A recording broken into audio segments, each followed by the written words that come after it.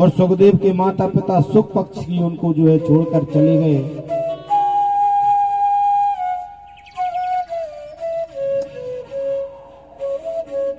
सुखदेव जी को लाए कौन? तो नारद जी ने सोचा अगर सुखदेव जी मृत्यु लोक में नहीं आए, पृथ्वी लोक पर नहीं आए, तो भागवत धर्म का निरूपण कैसे होगा? तो महाराज नारद जी ने सोचा मन में कि मैं कई बार ब्रह्मा ब्रह्माणी में, विष्णु नारायणी में झगड़ा करा चुका हूं, अब थोड़े शंकर और माता पार्वती बचे हुए हैं, इनमें भी थोड़ा सा हम झगड़ा करा देते हैं।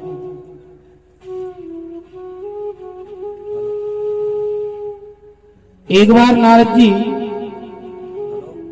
अब मन में विचार करने लगे, सोच रहे थे कि कुछ ऐसा नाटक करूं कि जिसमें भगवान शंकर और माता पार्वती में थोड़ा बहुत झगड़ा हो जाए। तो श्रीमन नारायण का नाम लेते हुए नारद जी आए। नारायण नारायण, भगवान शंकर तो थे नहीं,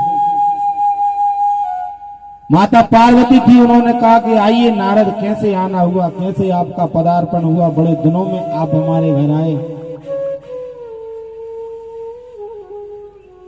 धन्य भाग है हमारे जो आज नारद जी जैसे महर्षियों के दर्शन हो गए। तो नारद जी कहने लगे, माता वैसे तो मैंने संसार के लोगों के यहां जाना आना कुछ दिनों से बंद कर रखा है, क्योंकि किसी को किसी से प्रेम नहीं रहा। आजकल जो भी प्रेम करते हैं तो उनके लिए कुछ स्वार्थ चाहिए, बगैर स्वार्थ के प्रेम नहीं होता। आदमी स्वार्थ भी वहां लगाएगा जहां धन होगा। तो लोग हो गए स्वार्थी। रामायण जी में बाबा तुलसीदास जी कहते हैं, सुर नर मुनि सबहि कीरी,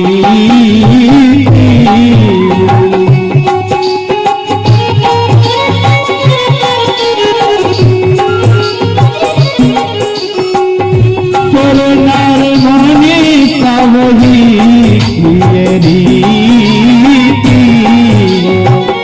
सरत लागे पाल सब